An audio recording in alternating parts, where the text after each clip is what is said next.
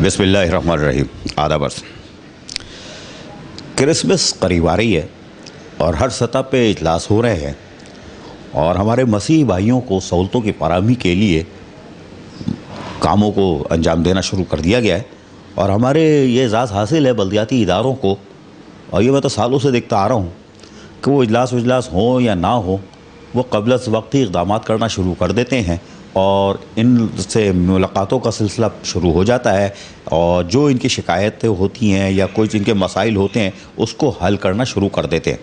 लेकिन अब फ़िलहाल इजलास हो रहे हैं, कहीं वज़ीर बल्दियात भी हैं, कहीं कमिश्नर कराची भी हैं, कहीं डिप्टी कमिश्नर हैं, कहीं चेयरमैन अपना ख़ुद करते हैं और मीटिंगों का सिलसिला चल रहा है। लेकिन अभी सवालात मेरे पास बहुत सारे हैं। मैंने आज बिठाया म्यूनसिपल कमिश्नर बल्दिया वस्ती फ़हीम खान को और इनसे जानने की कोशिश कर रहा था कि बल्दिया वस्ती में क्या सूरत हाल है, क्योंकि क्रिसमस में अभी तो खैर टाइम है, आज 12 दिसंबर है, लेकिन अभी टाइम है, लेकिन कामों में तो फिर टाइम पता नहीं चलता। भाई क्रिसमस सर पर आ रही है और जो वसाइल हैं, मीटिंगें तो बहुत हो रही हैं, मिनिस्टर भी कर रहे हैं, चीफ मिनिस्टर भी कर रहे हैं, कमिश्नर साहब भी कर रहे हैं, डिप्टी कमिश्नर भी कर रहा है, फंक्शन आपका है, आपने करना है और आप करते हो। पैसे कोई देता है कि ये हम आपको 10 लाख रुपए दे रहे हैं कि जाएं गवर्नमेंट की तरफ से कि आप जाके वहाँ उनको फैसिलिटेट करें, या फिर वही मरे हुए मसाइल के अंदर ही आपने करना है? औज़ु बिल्लाहि मिनश शैतानिर रजीम, बिस्मिल्लाहिर्रहमानिर रहीम। आरिफ भाई, ये बिल्कुल एक अपनी जगह पर हकीकत है कि हमारे मसीह बिरादरी की जो कि क्रिसमस 25 दिसंबर को होती है वो इंतहाई करीब आ चुकी है। उस सिलसिले में 2 दिन पहले क्या कहते हैं, हमारे ऑनरेबल मिनिस्टर साहब ने एक मीटिंग कॉल की थी और उसमें उन्होंने क्लियरली डायरेक्टिव पास की थी कि ये तमाम चर्चिज़ के बाहर लाइटिंग का, सैनिटेशन के हवाले से और जहाँ पर भी मिसाल के तौर पे सीसी फ्लोरिंग या कारपेटिंग की ज़रूरत है वो की जाए।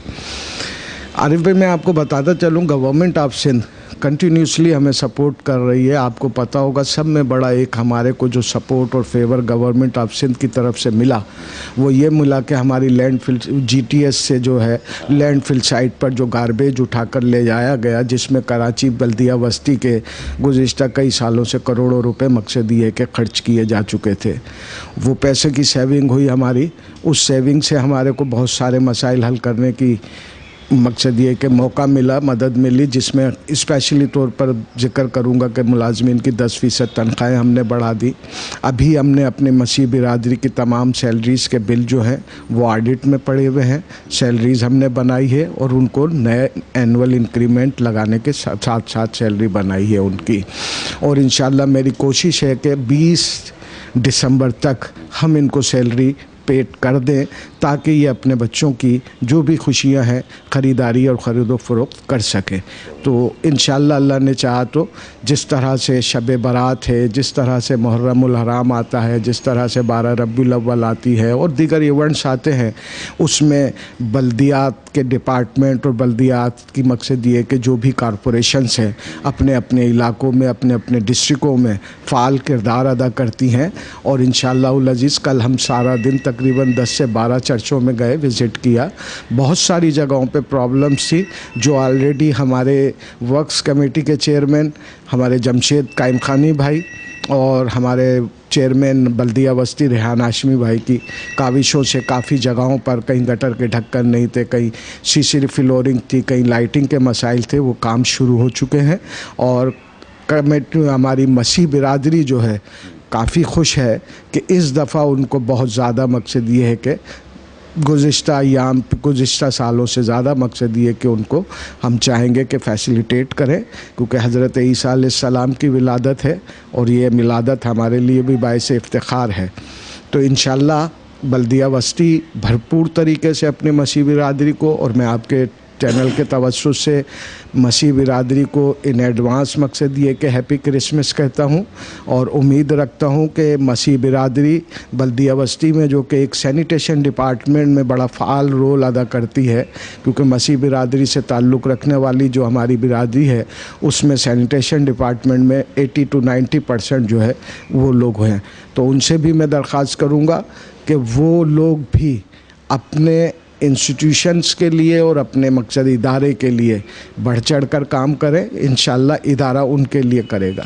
बिल्कुल सही कह रहे हैं, और एडवांस में क्रिसमस की मुबारकबाद भी दी। लेकिन जो उन्होंने बताया कि इंक्रीमेंट लगा के, क्योंकि दिसंबर है ना, इंक्रीमेंट लगना था, तो मसीह बरादरी को ये एजाज़ हासिल हो गया है। बल्दिया वस्ती में एक कन्फ्यूजन थी, वो भी ख़त्म हो रही है। दीगर मुलाजमीन को एडवांस में म्युनिसिपल कमिश्नर फ़हीम खान ने खुशखबरी दी है कि मसीह मुलाजमीन को एजाज़ हासिल हुआ कि इंक्रीमेंट लगा के इन्होंने तनख्वाहें रेडी कर ली है।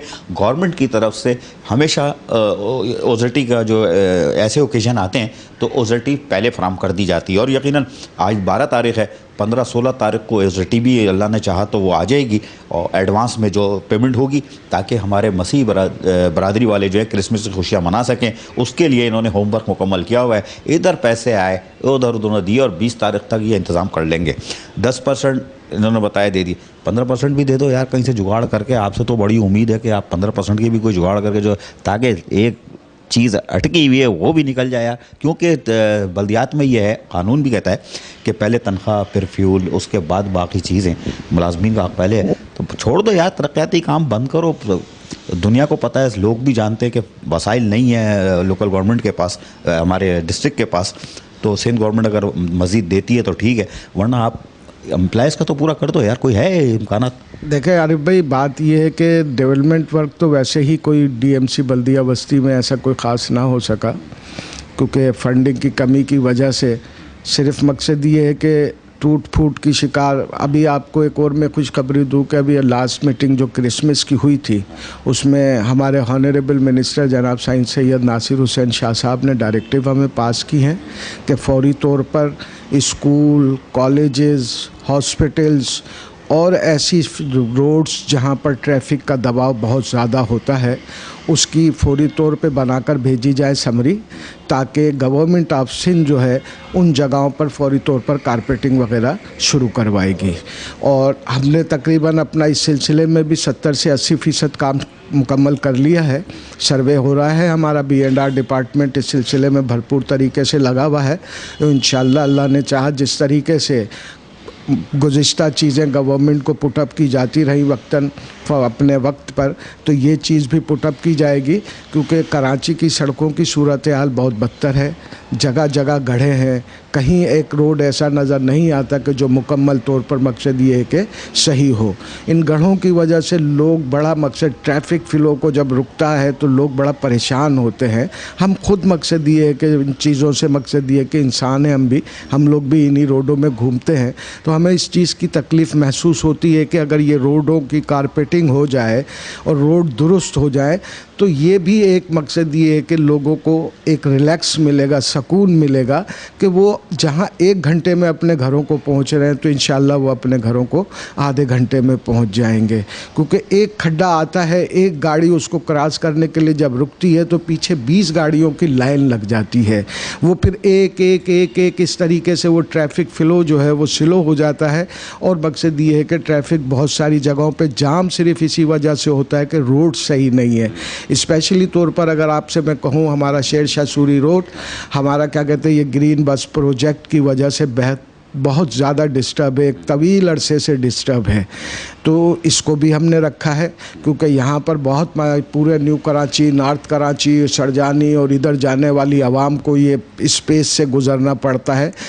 अपना नाज़माबाद बोर्ड ऑफिस से लेकर नागन चौरंगी तक जो है वो सूरत हाल रोडों की बिल्कुल ख़राब है। इधर लियाकताबाद है और बहुत सारे हमारे लिंक्स रोड हैं, जैसे कैफ़े प्याला से हम इधर की ज़ियाउद्दीन हॉस्पिटल की तरफ आते हैं। तमाम रोड मकसद ये है कि अच्छा, दूसरी एक बात ये है कि जैसे हमारी रोड कटिंग सिस्टम है, अब उसका भी मैंने प्लान किया है। चेयरमैन साहब से कल मीटिंग की थी हमने B&R डिपार्टमेंट में।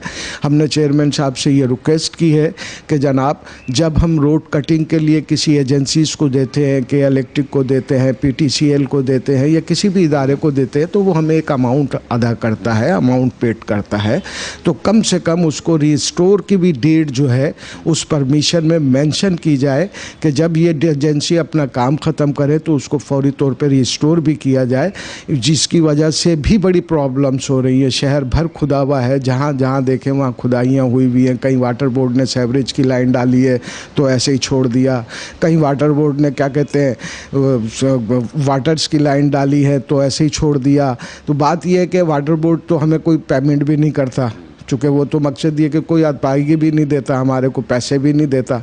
तो कम से कम रिक्वेस्ट करूँगा मैं ऑनरेबल मिनिस्टर साहब से कि वो वाटर बोर्ड को ग्रांट दें इस मुद्दे में, या फिर वो जो वाटर बोर्ड खुदाइयाँ करता है वाटर सप्लाई के लिए या सेवरेज के लिए, तो उसको रिपेयर एंड मेंटेनेंस करने के लिए जो है DMCs को फंड दिए जाए, ताकि ये भी एक बहुत अहम मसला है और इसको भी तमाम ख़त्म किया जाए हमारे डिस्ट्रिक्ट से। सर इसके लिए तो वो क्या कहते हैं ग्रीन लाइन के पीछे तो आपका चेयरमैन रेहान मसीह लगा हुआ है और वो इंशाल्लाह कर लेगा।